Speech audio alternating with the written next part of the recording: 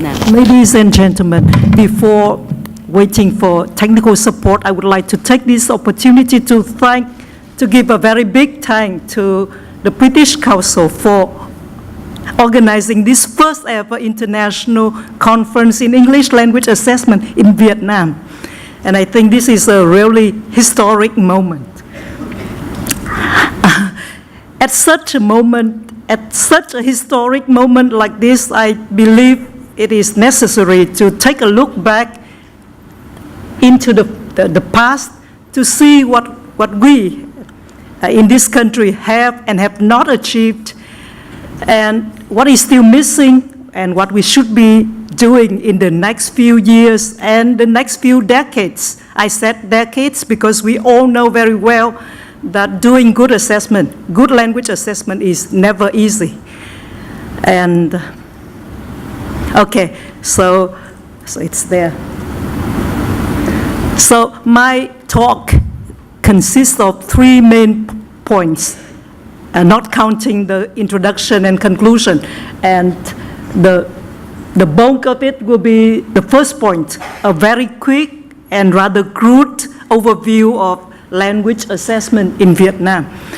And I divide the history into 3 stages, which I boldly name pre-scientific stage, standardization as reliability stage, and standardization as validation stage.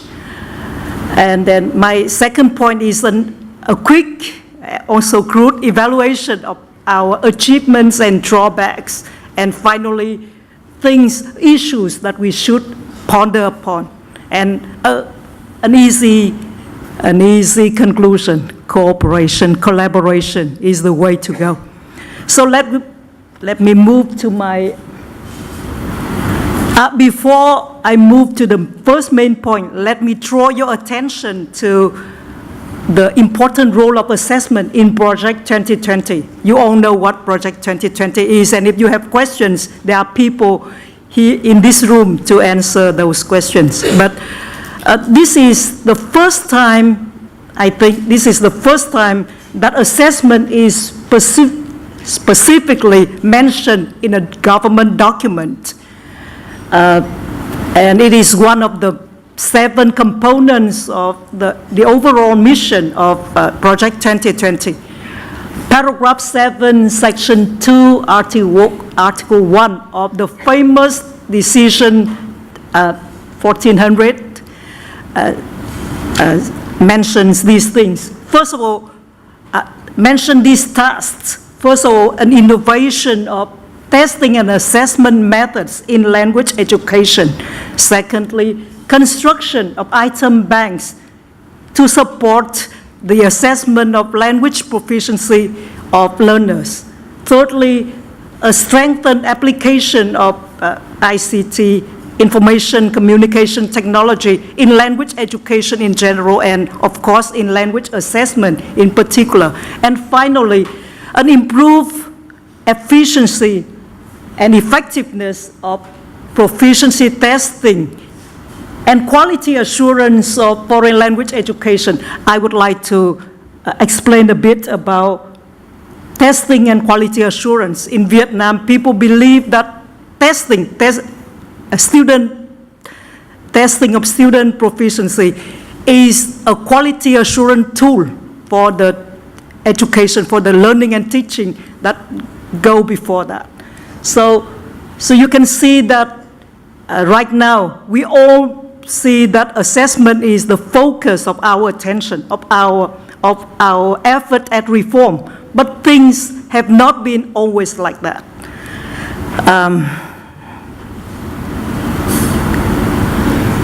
So now let me move to a very quick overview of language assessment history in Vietnam.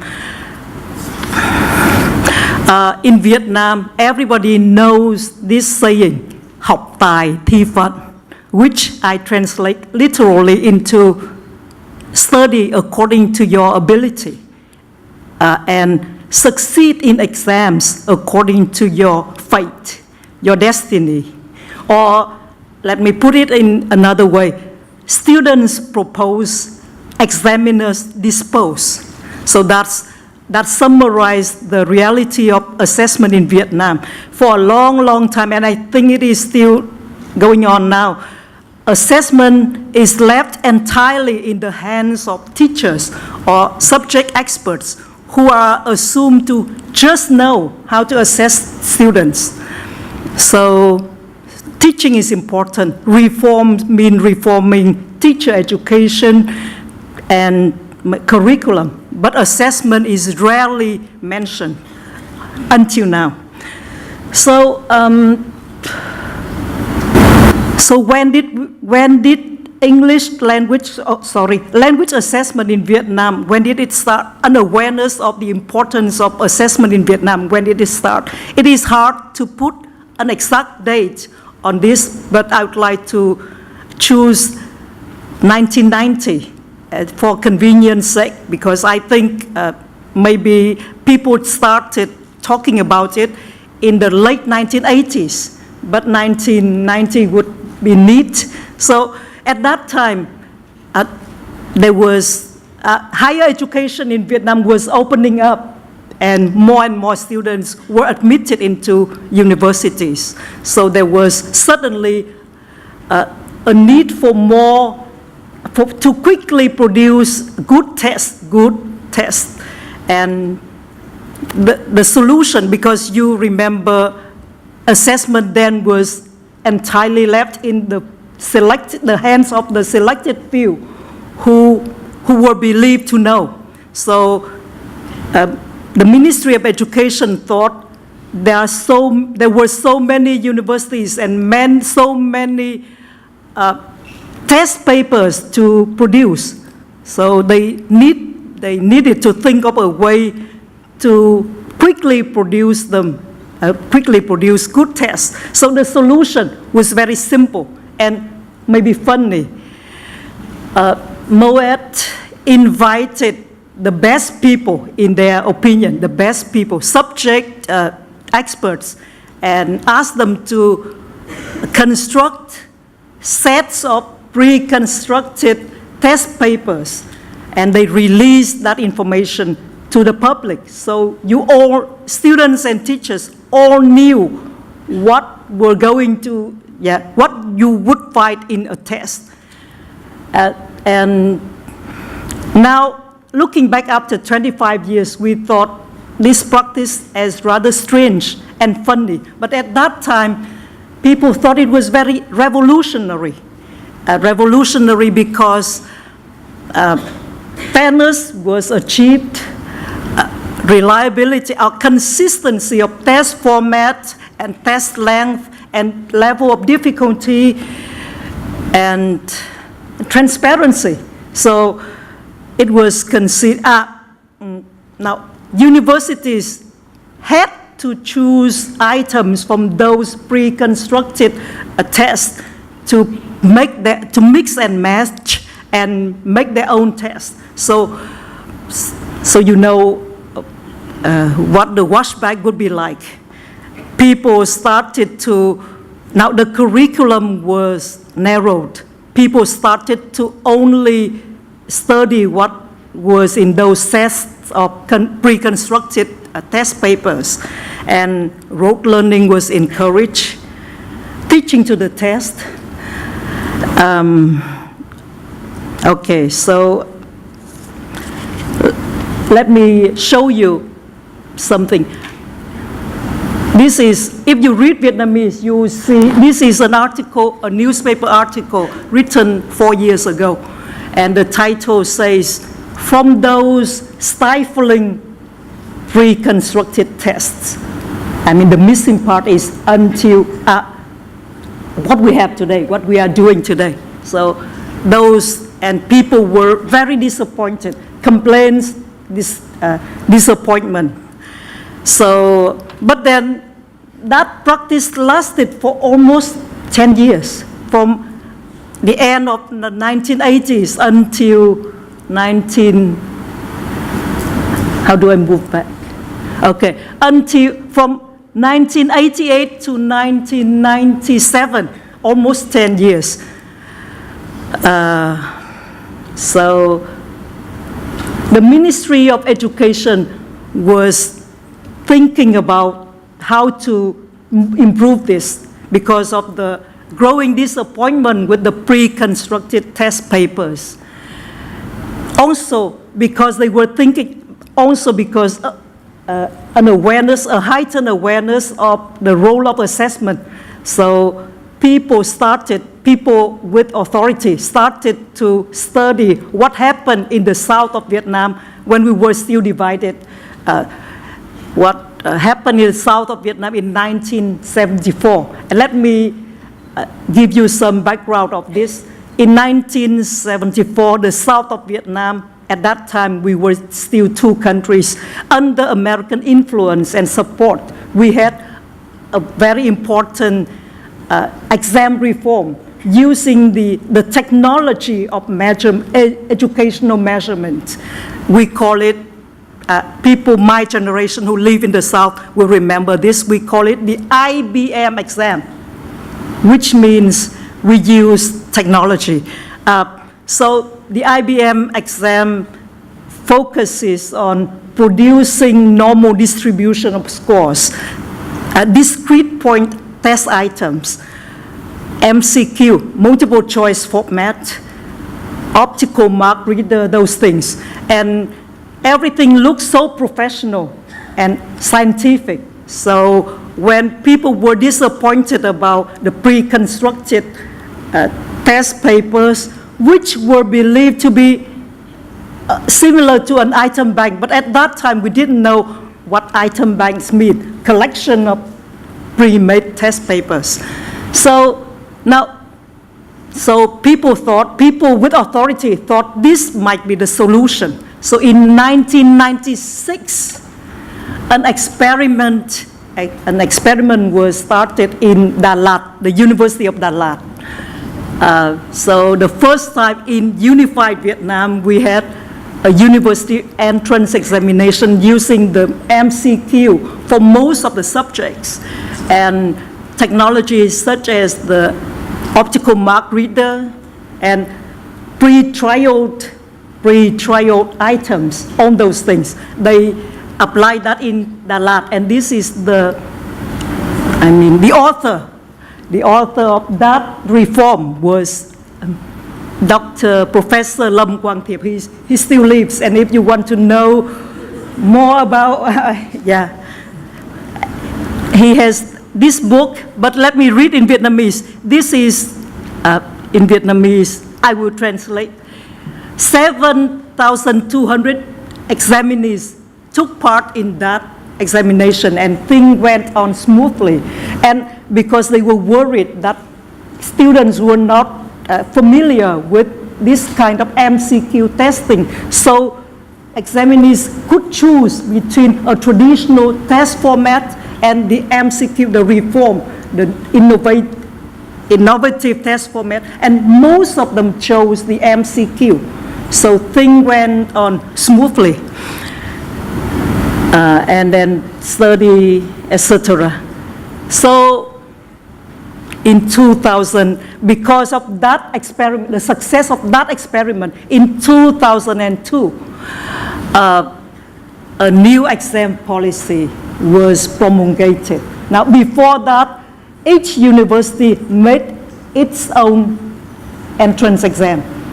But in 2002, for the first time in unified Vietnam, we had the National University Entrance Examination that we are so familiar with now. It started in 2002. We call it the three common exam.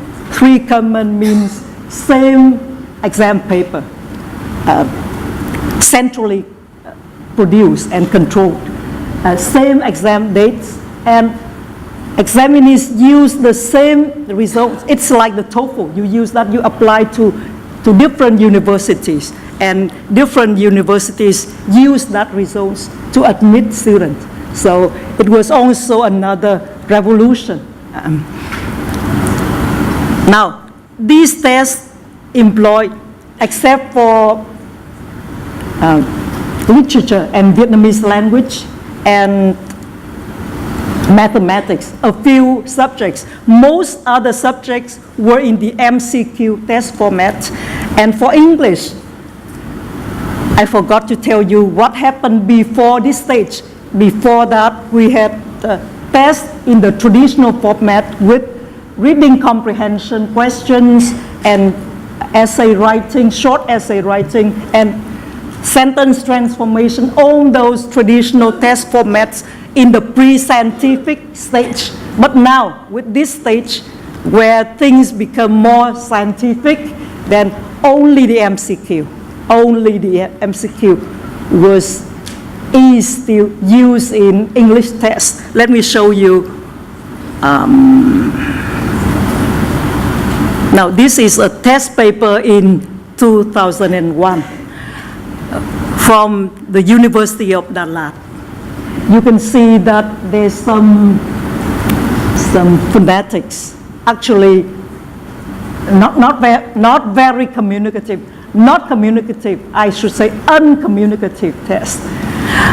You have grammar, you have vocabulary, you have phonetics, and then you have, for writing, some language production, but very, still there, 2001, you still had some writing. And then and the MCQ format started to become, to dominate English language testing in Vietnam. So this is high school exit test in 2004. So similar, still some writing. Let me move forward. This is university entrance exam in what year? 2000 something, 2007, I think. 14, oh, okay. And I didn't have last year, but similar. Now, so I would like to say that for this standardization as reliability stage, every effort was put on improving the consistency of scoring, preventing of cheating, and improving the technical aspects of assessment, but not much thought was put into validity. So this is a typical example of achieving reliability at the cost of validity, because now that we think of it, the pre-scientific stage produced better tests. And so this lasted from 1996 to 2007 and actually still existing, but I want to move to the next stage because for English language, things are slightly different. Now, enter Project 2020. Project 2020 was signed in 2008, and it grew out of a disappointment with the quality of language education, English language education in Vietnam. And now students, high school leavers and university graduates may have very good scores on English tests, but cannot use English for work, for study, or for travel. So Project 2020 was started in 2008. It is a very ambitious project, as we all know.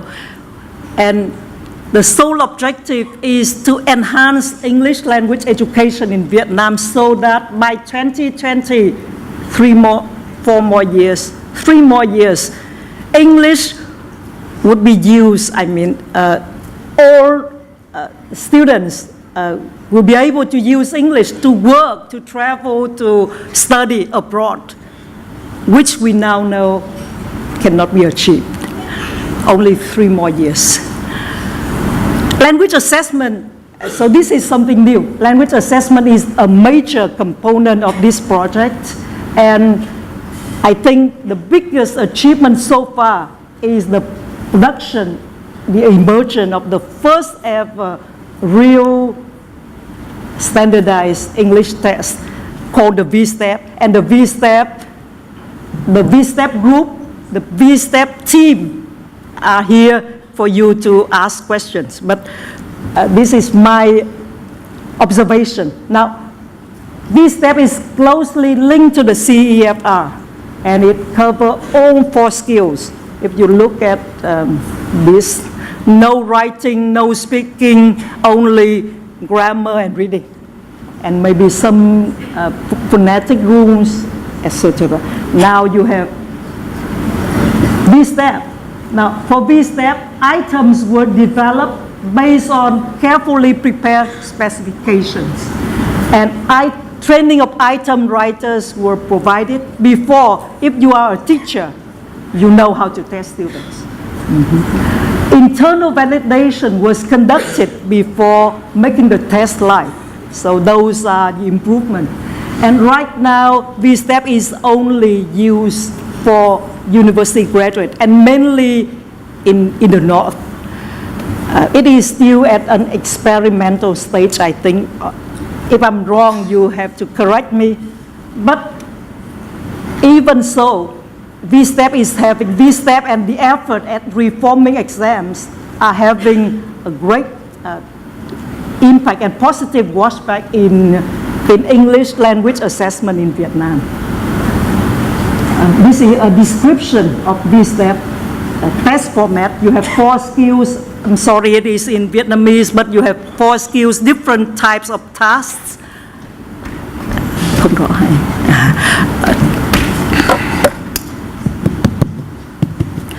Different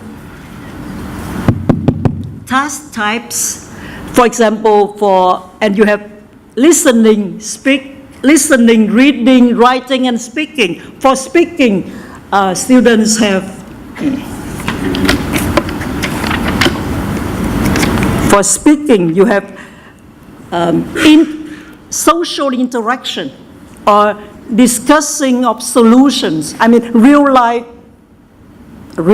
tasks, and develop your ideas, things like those. So this is seen as very, very difficult for Vietnamese students because we use a deaf and dumb approach in English language teaching. In language teaching, this is a funny way of saying we never pay attention to writing and speaking. That's why deaf and dumb.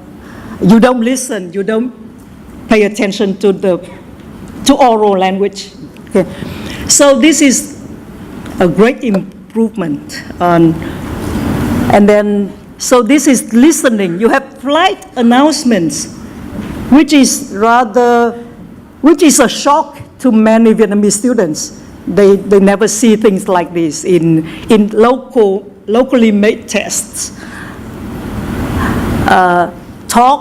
Longer talks or lectures. This is reading, and it is based on real life tasks. Talking about working day. Writing, you have 2 different tasks. Speaking, you have 1, 2, 3 different tasks. So social interaction, solution discussion, topic development. So I've guided you very quickly and brutally through a history of English language assessment in Vietnam. Let me pause to talk about why I only mention university entrance examination. Now, in our system, that is the most important exam, and it impacts on every aspect of teaching and learning in Vietnam. So it is the combination of all the efforts. Yeah, so if something changes at that level, then it impacts the whole system. So now, let me look back and see what we have achieved and have not achieved. I use Bachman and Palmer's 1996 framework of usefulness of foreign language proficiency test to evaluate our achievements. So usefulness in Bachman and Palmer framework is reliability or consistency of scores. That's my understanding. Construct validity or appropriate interpretation of scores. So if you took that scientific test, MCQ test, and you got 10 out of 10, you don't speak, you don't write, you don't get involved in real life tasks at all. So appropriate interpretation of scores, authenticity, which is the correspondence between test task and target language use, and interactiveness or engagement of test takers' competencies in performing test tasks, and impact or washback, which I think is the most important in Vietnam now. Impact is seen as the positive influence on teaching and learning, and finally, practicality. It should be feasible in our context. What we have achieved. So these are our achievements and drawbacks. But you can, if I need one word to summarize all the efforts of reform in language assessment, then I will use the word reliability. Reliability has been the most important effort and has been seen as most important because it leads to fairness. We are a socialist country, you know. Everybody should be given the same opportunity, understood as the same test, okay? And normal distribution of test score, I don't know why, but until now, many people believe that all efforts should be put into producing good distribution of scores, which means normal distribution. If a test does not produce normal distribution, it's not a good test. Tests should produce normal distributions. That's the common understanding and belief. Now, we have improved reliability and fairness. We have improved on the efficiency of scoring and of test production. And we have created item banks or so-called item banks. And now there is an emergence of construct validity together with the CEFR and Project 2020. So those are the achievements. And if you look at the early tests, you can see that we've moved very fast. We've moved a great distance. The drawbacks, we have achieved a lot. I mean, that's what we talk among ourselves. But when we compare ourselves internationally, then we actually know nothing. I don't think we know much.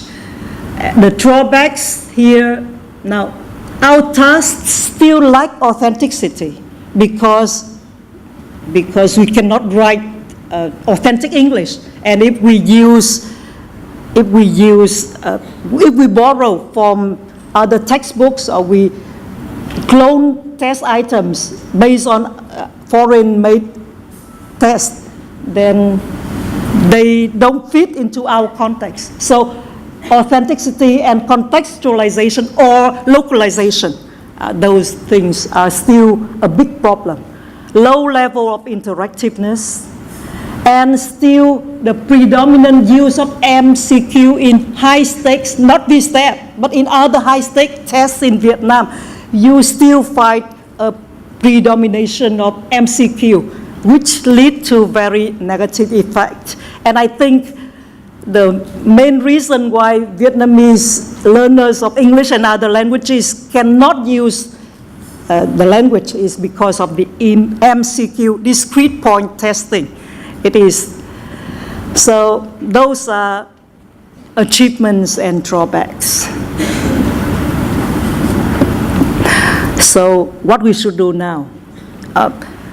Right now, there are heated debates on whether, now I've been saying good things about VSTEP, and many people, especially people developing VSTEP and people in Hanoi, may think that it should be the one test for Vietnam. But in the South, people are not happy. You know the North-South tension in Vietnam. In the South, people say you should have several tests. And so the debate is whether we should have one national English language test or a few centrally recognized tests, or maybe a myriad of tests. Anybody can produce a test, and if it is good, then the market will decide. That is one debate. And a myriad of tests means local and international. So referring to international tests, there is the debate between the American tradition and the British tradition. TOEFL and TOEIC represent the American tradition. Discrete point testing and user-friendly, because people in the South with American influence, they like that. They like the MCQ format, discrete point. You don't have to produce, you don't have to think. If you don't know, just guess. That's so they're happy with the MCQ. So American test or British test or maybe Taiwanese test.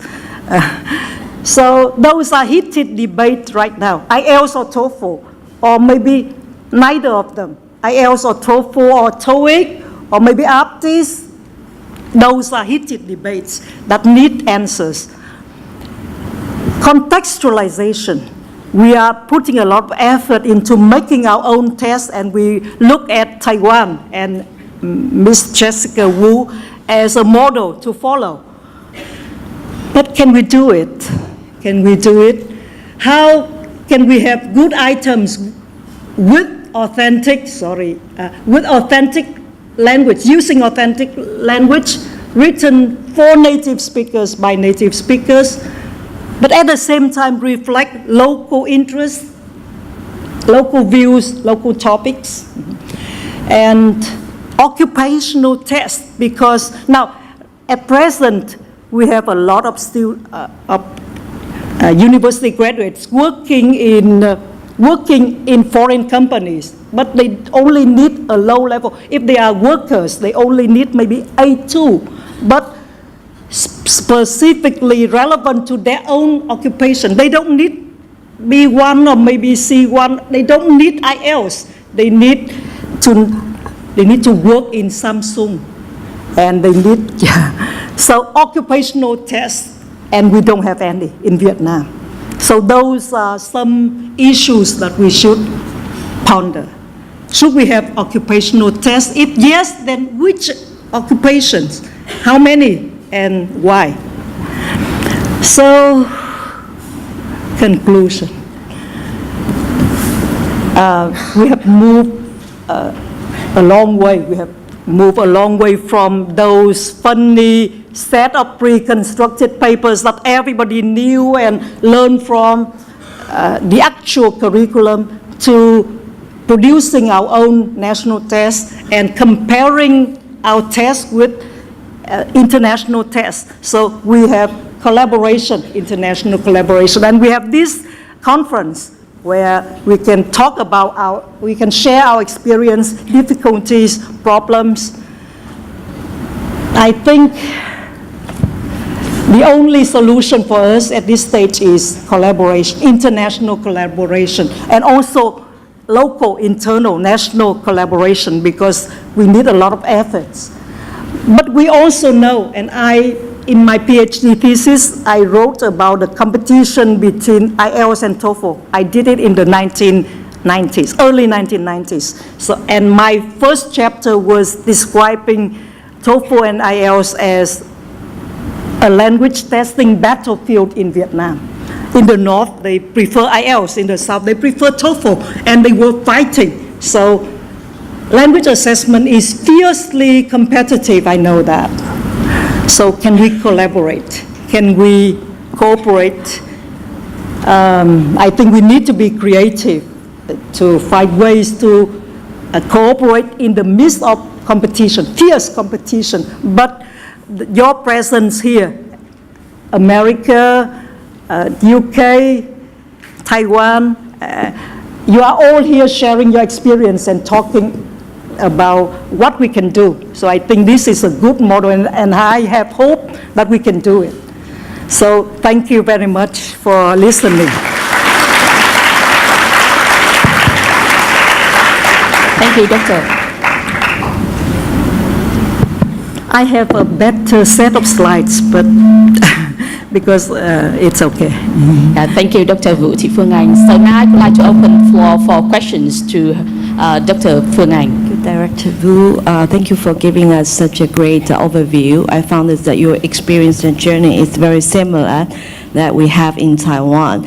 And then thank you for mentioning Taiwan's GEPT's model. And I do have extra things to share with you. You mentioned the problem, the challenges that you face of having one single national testing in Vietnam because you have the regional divide between North and South. And Taiwan is much smaller geographically than Vietnam, but we do have, regional difference between South and North. And I think our experiences is one way to mitigate this problem is that I'd like to associate the idea mentioned in the previous sections about item bias. In the maybe in test design, you have to some sort of design ensure stakeholders that the items won't have any bias, between against the people maybe living in the south or in the north. And also after the test administration, you run item analysis and you provide evidence to show that there's no significant bias between two regions. Yeah. Thank you. Thank you. I think that two things need to be done right now is focusing on classroom assessment and also focusing on assessment research, because data, Ms. Hu or Project 2020 team may have a lot of data that are useful for everybody, for me, for people in the South, but it is not shared. I don't know. I cannot have access to that easily. Maybe if I ask, they may show me, but I want something like what the IELTS or APTIS or now. You need to give public information about your tests and the results and your research and everything, so that, and it is good for you too. If you have a good test and you have those things, people will choose you. In Vietnam, we have a black box approach to testing. Testing is government information. Yeah. So, thank you. Thank you. Yeah, sure. That's. Yeah. I said that in order for you to say something. Thank you very much. Thank you very much for your presentation and your quest for data from our resources, pool of data. Yeah, to your understanding and all the audience in here. Yesterday I mentioned about the role of a national test center as a researcher. So in this let me elaborate this. We want to invite researchers with expertise from locally and internationally to do research in language testing. For example, validation research, alignment research, so that we can make sure of the validity, reliability, practicality, or usefulness of the tests that we are running in Vietnam. Okay. So we welcome all of you to contact us to have data for analysis. Thank you. Thank you very much. And I would like to say a few more words before I leave. A lot of people come from the South who are attending this conference on their own. I mean, this is not in Vietnam. flying to the north to attend a conference is not an option that many people in Ho Chi Minh City would choose, because they would wait for things to happen in Ho Chi Minh City. But a lot of them are here from the south. Many of them I know as teachers. So it means that assessment is important. It means that we are ready to collaborate. We are ready to accept something. I come from the south. So we are ready to accept something that is good, but you have to tell us, you have to prove, you have to give evidence that it is good. And we would like to more collaboration.